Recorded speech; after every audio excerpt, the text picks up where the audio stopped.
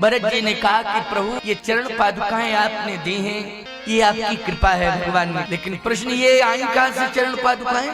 चित्रकूट वालों ने तो नहीं दी थी चरण पादुकाएं। ये चरण पादुकाएं अयोध्या से ही भरत जी लेकर आए। समझ रहे हो ना? क्योंकि भगवान की चरण पादुकाएं, भगवान तो मिले नहीं, चरण भगवान के मिले नहीं, भरत जी को दिखाई दे गई चरण पादुका। तभी तो जब चरण पादुकाएं दिखाई तो भरत जी ने कहा कि ये चरण पादुकाएं तो यहाँ रखी, पहन के क्या गए? तो वशिष्ठ जी ने कहा बिना चरण पादुका के चले गए, निराभरण। तब भरत जी मूर्छित होकर गिर पड़े।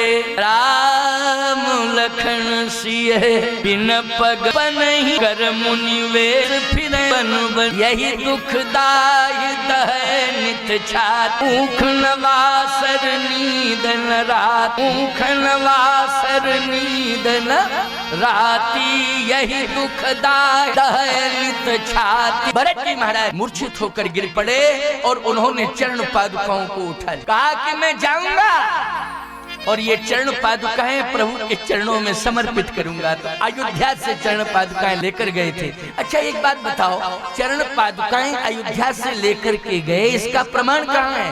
प्रमाण है वाल्मीकि रामायण, चरण पादुकाएं लेकर के गए। दूसरा प्रमाण क्या है? भरत जी महाराज पूरी सामग्री राज्याभिषेक की वो भी अयोध्या से लेकर के गए। क्यों? अगर लौटेंगे नहीं प्रभु तो चित्रकूट में ही अभिषेक कर दिया जाए। राज्याभिषेक कहाँ होगा? चित्रकूट में ही होगा। तो आप सब समझ रहे हो ना मेरी बात को? चित्रकूट और अयोध्या में कोई अंतर नहीं है। भरत जी ने कहा चित्रकूट में ही अभिषेक कर दूंगा, सामग्री लेकर जा रहा हूँ। चरण पादुकाएं लेकर के भरत जी महाराज गए।